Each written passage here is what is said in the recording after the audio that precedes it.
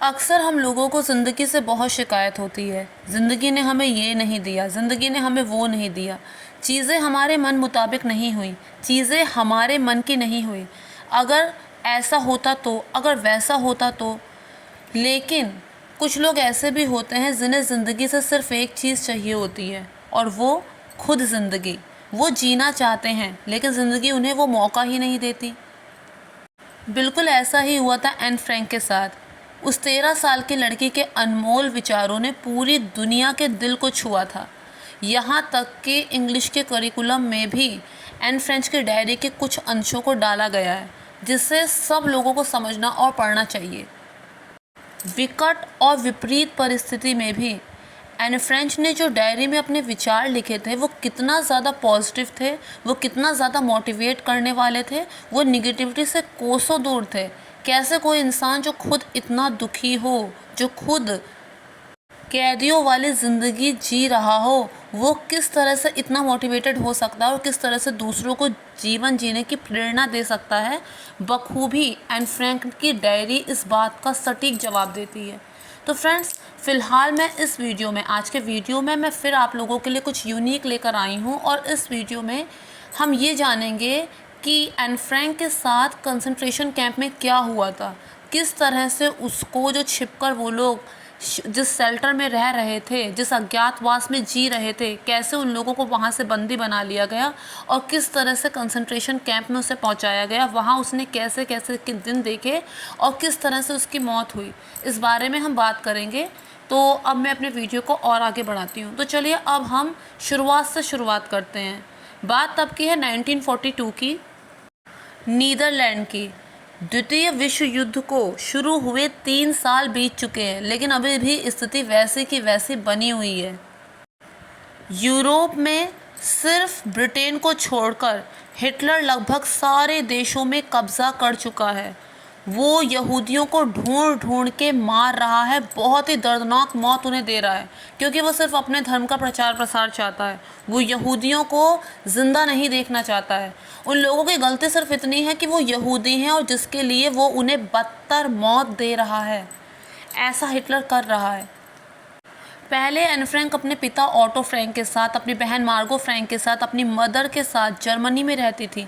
लेकिन जब जर्मनी में भी हिटलर ने कब्जा कर लिया तो वो लोग वहाँ से छूटकर नीदरलैंड में आए हिटलर से बचने के लिए। लेकिन कुछ समय बाद हिटलर ने नीदरलैंड में भी कब्जा कर लिया। उन लोगों ने की होगी वहाँ से बाहर निकलने की कोशिश, लेकिन हो सकता है इसमें वो कामयाब ना हो पाए हों और उन्हें फिर वहीं पर शरण लेने के अलावा कोई विकल्प ना बचा हो। कहते हैं कि ऑटो फ्रैंक एक बहुत बड़े बिजनेसमैन तो थे ही, साथ ही वो बहुत ही नेक दिल इंसान थे। शायद ये नेक दिली एन फ्रैंक ने अपने पिता से ही पाई होगी। तो क्योंकि वो एक बहुत अच्छे इंसान थे, तो उन्हीं के साथ काम करने वाले 6 लोगों ने उनकी मदद की। एक मसाला फैक्ट्री जिसमें एक हिडन दरवाज़ा था, जो बाहर से तो ऐसा लगता था कि जैसे बुक शेल्फ है, और उसके बाद सीढ़ियाँ ऊपर को जाती थीं। तो वहाँ पर 3 फ्लोर की जो बिल्डिंग थी, तो वहाँ पे जो ऊपर वाला पोर्शन था, वहाँ पर जो ऑटो फ्रैंक था उसने अपनी फैमिली के साथ वहाँ पर शेल्टर लिया। उन लोगों को छिप कर रहना था जब तक नीदरलैंड हिटलर से आज़ाद नहीं हो जाता, तब तक। पता नहीं इसमें कितना समय लगेगा और पता नहीं वो दिन कभी आएगा भी या नहीं, लेकिन उन्हें वहाँ छिप कर रहना था, क्योंकि नीचे फैक्ट्री 8:30 बजे शुरू हो जाती है और मज़दूरों की छुट्टी 5:30 बजे होती है शाम को। उन्हें अपने जितने भी काम करने हैं वो सुबह 8 बजे से पहले, यानी कि एक भी मज़दूर के वहाँ आने से पहले, और जितने भी काम करने हैं शाम को 5:30 बजे जब मज़दूर जाते हैं उसके लगभग आधा 1 घंटा बाद से, ताकि कोई एक मज़दूर भी फैक्ट्री में ना हो जो उनकी आवाज़ को सुन सके। ऑटो फ्रैंक ने अपनी फैमिली को बताया कि उन्हें वहाँ कैसे रहना है। उन्होंने कहा कि जब मज़दूर आएंगे नीचे काम करने के लिए, नीचे कारखाने में काम करने के लिए, तो उस समय यहाँ पर आप लोग जिस पोजीशन में हैं उसी पोजीशन में रहेंगे। आप पैरों में चप्पल नहीं पहन सकते, इशारों तक में बात नहीं करनी है, हल्की सी भी आवाज़ नहीं करनी है। जब तक मज़दूर होंगे आप लोग पानी यूज़ नहीं कर सकते, यहाँ तक कि फ्लश नहीं कर सकते, क्योंकि पाइपलाइन नीचे से जाती है, लोगों को हिंट नहीं मिलना चाहिए। खिड़की से बाहर कूड़ा नहीं फेंक सकते, जो जिस पोजीशन में है उसी पोजीशन में वो पत्थर की मूरत बनकर बैठ जाएगा। हल्की सी भी आवाज़ नहीं, यहाँ तक कि सांस की और छींकने की आवाज़ तक नीचे नहीं जानी चाहिए। कहते हैं कि एन फ्रैंक जो थी वो बहुत ही टैलेंटेड, पढ़ाई में होशियार, कॉम्पिटिशन्स में हिस्सा लेने वाली चुलबुली लड़की थी। हमेशा हंसती खेलती गाती रहती थी, लेकिन उसे इस स्थिति में रहना था क्योंकि वो जानते थे कि अगर इस कंडीशन को उसने फेस नहीं किया तो आगे उसे जो कंडीशन मिलेगी उसको तो वो कभी भी फेस नहीं कर पाएगी। इसी बीच एन फ्रैंक का जन्मदिन आता है 12 अगस्त 1942। उसके पिता उसे कुछ तोहफे देते हैं और उसके साथ एक डायरी भी देते हैं, बहुत ही खूबसूरत डायरी। वो जानते थे कि एन फ्रैंक को लिखने पढ़ने का बहुत शौक़ है और एन फ्रैंक खुद भी तो एक राइटर बनना चाहती थी, तो उसके पिता उसे एक खूबसूरत से डायरी देते हैं। वो उसे कोई शोर करने वाली चीज़ नहीं दे सकते थे। अब बात यह आती है कि उन लोगों को सामान कैसे मिलता था वहाँ पर। तो वहाँ पर जो 6 लोग थे जिन्होंने उनकी छुपने में मदद की थी, वहीं उन्हें उनकी ज़रूरत का सामान देते थे। लोगों से छिपा के वही उन्हें उनकी ज़रूरत का सामान देते थे। तो उसके बाद जब एन फ्रैंक को डायरी मिली तो उसने अपनी डायरी को लिखना शुरू किया और उसके जो विचार थे वो इतने ऊंचे थे कि 13 साल का बच्चा इतना अच्छा कैसे सोच सकता है, इतना अच्छा कैसे वो लिख सकता है। लोगों को उसने हैरान कर दिया, लोगों को उसने आश्चर्यचकित कर दिया। एन फ्रैंक की फैमिली के अलावा वहाँ पर एक और फैमिली थी जिसने शरण ली।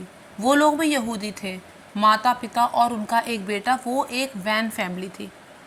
इसके बाद वहाँ पर कुछ दिनों बाद एक और डेंटिस्ट था, उसने भी वहाँ पर शरण ली थी। वो भी एक यहूदी था, अपनी जान बचाने के लिए आया था। और उससे इन लोगों को पता चला कि बाहर का जो हालात हैं वो बहुत ज़्यादा ख़राब हैं।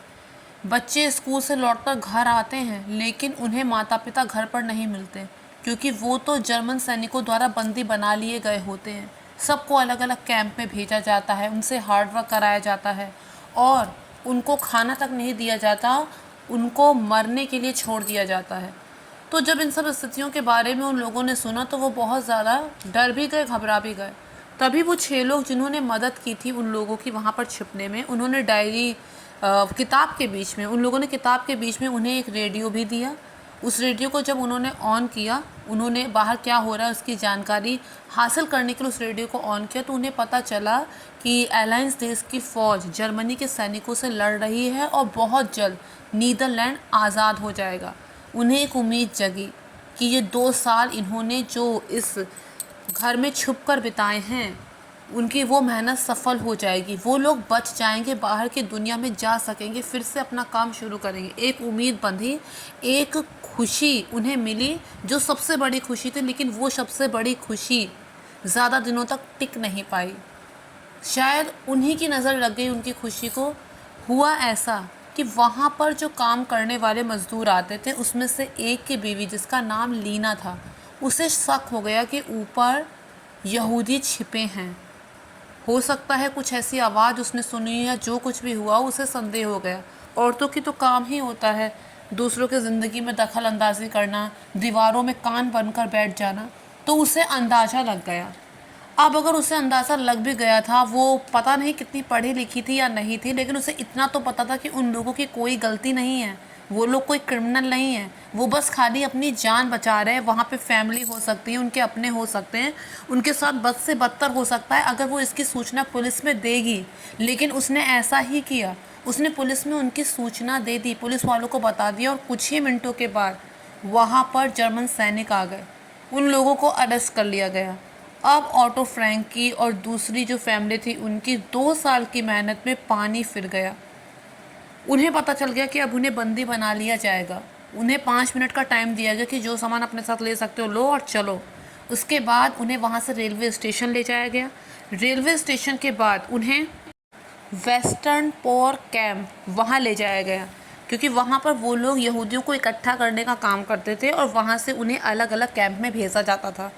तो वहाँ पर उन्होंने उन लोगों को इकट्ठा किया और उसके बाद अलग अलग कैंप में भेजा। सबसे पहले क्या अलग किया, मेल्स को अलग और फीमेल्स को अलग। इस तरह ऑटो फ्रैंक अपनी फैमिली से यहीं पर जुदा हो गए, उन्हें अलग भेज दिया गया। अब बची माँ और दोनों बेटियाँ, उन्हें एक अलग कैंप में भेजा गया। वो कैंप था जहाँ पर क्रिमिनल्स को रखा जाता था। वो जो बैरक्स था वहाँ पर सिर्फ क्रिमिनल्स को रखा जाता था, वहाँ पर उन्हें रखा गया। वहाँ ह्यूमन राइट जैसी कोई चीज़ नहीं थी। जर्मन सैनिक जैसा कहते थे वैसा करना था, नहीं करोगे फ़ौरन गोली मार देंगे। वहाँ पर उन्हें रखा गया और उसके बाद उन्हें दूसरी जगह पोलैंड के कंसंट्रेशन कैंप में वहाँ पर उन्हें डाल दिया गया। वहाँ पर कंसंट्रेशन कैंप में डालने के बाद सबसे पहले जितनी भी एक्सेसरीज़ उन महिलाओं ने पहन रखी थी वो उनसे छीन ली गई। यहाँ तक कि जो उन्होंने चश्मे लगवा रखे थे वो चश्मे भी उनसे छीन लिए गए। इसके बाद उनके बाल कटवा दिए गए, एकदम छोटे छोटे करवा दिए गए, कैदियों के कपड़े उन्हें पहना दिए गए और उनसे बहुत हार्डवर्क कराया जाने लगा। उनसे खुदाई कराई जाने लगी और खाने के नाम पर उन्हें कुछ नहीं दिया जाता था। उनका टारगेट ये था कि इनसे काम करवाओ और काम करते करते ही ये मर जाएं, यही इनकी सज़ा है यहूदी होने की। और ऐसा ही किया गया। इसके बाद जब उन्हें कुछ खाना नहीं दिया जाता था, वो तीनों बेहद कमज़ोर हो चुके थे। वहाँ के बाकी लोग भी बहुत कमज़ोर हो चुके थे। एक मौका मिला एन फ्रैंक की माँ को खाना पाने का। वो मौका ये था कि वहाँ पर एक ऑफिसर आया, उसे हथियार बनाने के लिए कुछ लोगों की ज़रूरत थी। तो उसके लिए एना फ्रैंक की माँ और उसकी बहन को चुन लिया गया। एना फ्रैंक को इसलिए नहीं चुना गया क्योंकि वो उस समय सिर्फ 16 साल की थी, इसलिए उसे नहीं चुना गया। लेकिन जिन लोगों से वो हथियार बनवाते थे उनको एक टाइम पे कुछ खाना भी देते थे। लेकिन माँ और उसकी बड़ी बहन एना फ्रैंक को वहाँ अकेले छोड़ के नहीं जाना चाहते थे, वो साथ रहना चाहते थे, इसलिए वो मौका इन्होंने ठुकरा दिया। लेकिन किस्मत ने इनका कोई साथ नहीं दिया, अलग तो इन्हें फिर भी होना पड़ा। एक दिन की बात है, जब उसकी माँ खुदाई का काम कर रहे थे तभी उसे एक औरत ने आके बताया कि सारे बच्चों को दूसरे कैंप में भेज दिया गया है, अब वो वहीं रहेंगे और अब हम ज़िंदगी भर अपने बच्चों की शक्ल नहीं देख पाएंगे। एना फ्रैंक की माँ वहाँ सदमे से गिर पड़ी, वो फूट फूट कर रोने लगी। लेकिन तभी जर्मन सैनिक ने उस पर रिवॉल्वर तान दी कि काम तुमको करना ही है। फ्रेंड्स, अब हमें लग रहा होगा यहाँ पर कि जर्मन सैनिक ही इतने क्रूर थे, लेकिन वास्तव में लोग भी ऐसे क्रूर होते हैं। चाहे कैसी भी मनोस्थिति क्यों ना हो, चाहे वो कितना ही अत्याचार क्यों ना करें, उन्हें काम चाहिए। लेडीज़ ने तो कई बार ये चीज़ें फेस की होगी, चाहे उन्हें कोई कुछ भी कहे, चाहे कुछ भी हो, चाहे कितना ही उनका मन ख़राब हो चुका हो, चाहे उन्हें कितना ही गलत क्यों ना बोला जाए, लेकिन उसके बाद भी लोगों को उम्मीद होती है कि वो मुस्कुरा के मिठास के साथ बात करें, खाना सर्व करें। तो ऐसा होता नहीं है। तो अब हम इस कहानी को आगे बढ़ाते हैं। ऐसे बेरहम लोग सचमुच में होते हैं और अभी भी एग्जिस्ट करते हैं। तो चलिए अब हम इस कहानी को और आगे बढ़ाते हैं। इसके बाद ऐसा हुआ कि जब माँ को अलग कर दिया गया उसके दोनों बच्चों से, तो एन फ्रैंक और उसकी बहन को एक ऐसी जगह पे रखा गया जहाँ पर केवल कीचड़ ही कीचड़ था हर जगह, और वहाँ पर सिर्फ तंबू लगे हुए थे। उन्हीं तंबुओं के नीचे सब लोग, बच्चे जो थे, उन लोगों को वहाँ पर रहना था। वहाँ चारों तरफ गंदगी ही गंदगी थी, यहाँ तक कि उनके कपड़ों पर भी धीरे धीरे समय बीतने के साथ साथ कीड़े पड़ते जा रहे थे। वहाँ पर भी उनसे खूब मेहनत कराई जाती है और उन्हें कुछ भी खाने को नहीं दिया जाता। लेकिन वहाँ पर दीवार के उस पार जो कैदी थे उन्हें एक टाइम पे खाने को दिया जाता था। तो वहीं दीवार पे खड़े होकर एक दिन एन फ्रैंक की बात उधर एक लड़की से हुई जो उसकी सहेली थी उसके स्कूल में। तो उस लड़की ने उसे एक ब्रेड दिया। एन फ्रैंक अपनी बीमार बहन के पास, क्योंकि उसकी जो बहन थी वो महामारी की चपेट में आ चुकी थी, वहाँ पर इतनी ज़्यादा गंदगी थी, इतने ज़्यादा कीड़े थे, इतने चूहे थे। तो उसकी बहन जो थी वो भी महामारी की चपेट में आ चुकी थी, वो बहुत सख्त बीमार थी। तो एन फ्रैंक वो ब्रेड का टुकड़ा लेकर वो ब्रेड लेकर अपनी बहन के पास जा रही थी कि तभी कोई और उसके हाथ से ब्रेड छीन के भाग गया। एन फ्रैंक कर भी क्या सकती थी। फिर उसकी जो सहेली जो बाउंड्री की उस तरफ थी उसने कहा, अब मैं ब्रेड तुम्हें कल ही दे सकती हूँ, क्योंकि उन्हें भी खाना सिर्फ एक ही टाइम मिलता था। अगले दिन वो उसे ब्रेड देती है और वो ब्रेड लेके अपनी बहन के पास आती है। बहुत दिनों बाद उन्हें कुछ निवाला खाने को मिलता है। वो अपनी बहन जो सख्त बीमार होती है गोद में उसका सर रखकर बैठ जाती है और उसे ढांढस बंधाती है कि तुम चिंता बिल्कुल मत करो, एक दिन सब कुछ ठीक हो जाएगा, हम वापस अपने घर ज़रूर जाएंगे, हमारे अच्छे दिन ज़रूर आएंगे। और इस तरह से उसे ढांढस बंधा रही होती है, तभी दोनों सो जाती हैं। सुबह जब वो उठती है पक्षी की चहचहाने की आवाज़ सुनकर, तो अपनी बहन को वो दिखाती है, लेकिन उसकी बहन आँख ही नहीं खोलती। उसे पता चल चुका था कि अब उसकी बहन इस दुनिया में नहीं है। तभी वहाँ पर और लोग जो होते हैं उन्हें पता चलता है कि अब मार्गो जो है वो मर चुकी है। एना फ्रैंक की जो बहन है वो मर चुकी है। तो वो क्या करते हैं कि उसके जूते और उसके नीचे की चादर ले लेते हैं। क्योंकि वहाँ पर सभी को ज़िंदा रहना होता है और ज़िंदा रहने के लिए वहाँ पर कोई साधन नहीं होता है, तो इसलिए मरे हुए लोगों की वहाँ कोई वैल्यू नहीं होती। इसके बाद एन फ्रैंक आकाश की तरफ देखती है जैसे भगवान से कोई सवाल कर रही हो। एक एक करके उसने सबको खो दिया। उसके पिता, पहले उसे ये सूचना दी गई थी कि उसके पिता मर चुके हैं। उसकी माँ मार दी गई थी, जर्मन सैनिकों ने उन्हें मार दिया था। वो अपनी बेटियों से दूर नहीं रह सकती थी, कमज़ोर हो चुकी थी, फिर भी उससे काम पे काम कराया जा चुका था, वो मारी जा चुकी थी। उसकी बहन आज मर चुकी है, अब उसकी कोई फैमिली नहीं है, सिर्फ वो है। और वो आकाश की तरफ देखती है, शायद भगवान से कोई सवाल पूछ रही हो कि ऐसा क्यों, लेकिन शायद भगवान के पास भी उसका कोई जवाब ना हो। इसके कुछ दिनों बाद एन फ्रैंक भी मर जाती है। कमज़ोर हो चुकी थी बहुत ज़्यादा, खाने के लिए कुछ नहीं था, आखिर बिना खाने के कब तक वो ज़िंदा रहती।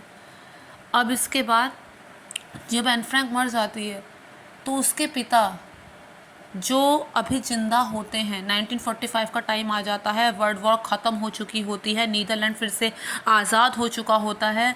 उसके पिता इंक्वायरी करते हैं अपनी फैमिली के बारे में, पता करने की कोशिश करते हैं, लेकिन उन्हें पता चलता है कि अब उसकी फैमिली में कोई नहीं बचा। उसकी वाइफ भी मर चुकी है और उसके दोनों बच्चियां भी मर चुकी हैं। वो वापस उसी जगह पे जाते हैं जहां उन्होंने कैदियों की तरह 2 साल बिताए होते हैं। वापस उसी जगह पर वो लोग जाते हैं, उसके पिता जाते हैं, लेकिन वहाँ पर उन्हें एन फ्रैंक के डायरी के पेपर्स मिलते हैं, जो उस समय जब सैनिकों ने बंदी बनाया था तो वो पेपर ज़मीन पर गिर गए थे। उन्होंने लगा कि कोई रद्दी कागज़ है, तो इसलिए वहाँ पर छोड़ दिया था उसे। और वो पेपर्स जो थे, जिस औरत ने मदद की थी उनकी वहाँ पर छुपने में उसने संभाल के अपने पास रख लिए थे। वो उसने एन फ्रैंक के पिता को दिए। अपनी बेटी की अंतिम याद समझकर उसने वो डायरी अपने पास रख कर उस डायरी को पढ़ा। वो उस डायरी को पब्लिश कराना चाहता था, क्योंकि उसकी बेटी राइटर बनना चाहती थी। वो चाहता था कि वो अपनी बेटी का वो सपना पूरा कर सके।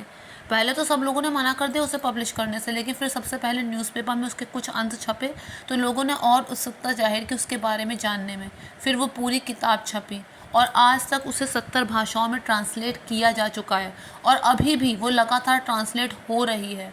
यहाँ तक कि इंग्लिश के करिकुलम में भी उसके कुछ अंश को डाला गया है। उस 13 साल की लड़की ने भले ही बहुत लंबा जीवन ना जिया हो, लेकिन उसने अपनी ज़िंदगी में बहुत कुछ देखा और उसके विचारों ने लोगों के मन को छू लिया। उसके विचारों ने लोगों को विपरीत और विषम स्थिति में भी आगे बढ़ने की प्रेरणा दी और उसके विचार दूसरे लोगों के लिए आदर्श साबित हुए।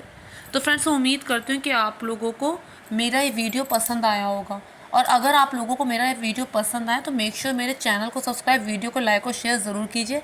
साथ ही अपने सजेशन भी मुझे कमेंट बॉक्स में लिख कर बताइए।